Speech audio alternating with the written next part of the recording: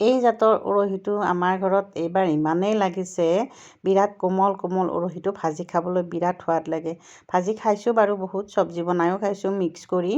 গতিকে ছিঙিবলৈ গৈছোঁ, ছিঙি মানে পাত্তা নোপোৱা হৈ গৈছোঁ, বহুত ছিঙিবলগীয়া হৈছে, বহুত লাগি আছে। গতিকে এনেকৈ এখৰাহি ছিঙিলোঁ, বেলেগকো দিব লাগিব। আৰু মই ভাবিলোঁ মায়ে আগতে উৰহীৰ এখন খাৰ বনাইছিলে, বগা জাতৰ উৰহীৰ বহুত জাত থাকে নহয়, তাৰে বগা জাতৰ উৰহীটোৰ খাৰ বনাইছিলে, ইমান সোৱাদ লগা হয় নহয়, এতিয়াও মুখত সেই সোৱাদটো লাগিয়ে আছে। ভাবিলোঁ আজি খাৰেই বনাই খাওঁ উৰহীৰ। এইবুলি মাছ ভজা কেৰাহীটোতে এটা পিঁয়াজ কাটি দিছোঁ। উৰহীৰ এটা গোন্ধ আছে জানেনে, সেই গোন্ধটোৰ বাবে মই এটা পিঁয়াজ কাটি দিছোঁ। এনেই মই খাৰত কেতিয়াও পিঁয়াজ নিদিওঁ। শুকান জলকীয়া এটাও দি দিছোঁ, দি উৰহীখিনি ধুনীয়াকৈ সৰু সৰুকৈ কাটি লৈ বহাই দিছোঁ। অকণমান চদা খাৰ দি দিছোঁ আৰু নিমখ দি দিছোঁ জোখমতে।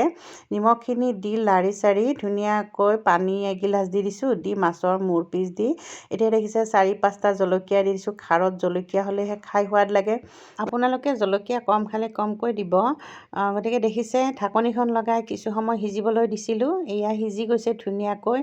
আৰু এইফালে মই এটা আলু কাটি দিছিলোঁ, আপোনালোকক মই কিন্তু ভিডিঅ'টি কৰি দেখুওৱা নহ'ল। মই যিহেতু নিজে কেমেৰা কৰি আছিলোঁ, কেতিয়াবা কিছুমান বস্তু ৰৈ যায়, পাহৰিয়ে থাকোঁ, গতিকে বেয়া নাপাব। আলুটো দিছিলোঁ মই এইকাৰণে, উৰহী অকণমান খহটা, আলু দিলে মিহি হয়। আৰু আলু আৰু উৰহীৰ খাৰখন খাই ইমান সোৱাদ লাগে, আপোনালোকে এদিন খাই চাব আৰু মোক ক'ব কেনেকুৱা লাগে।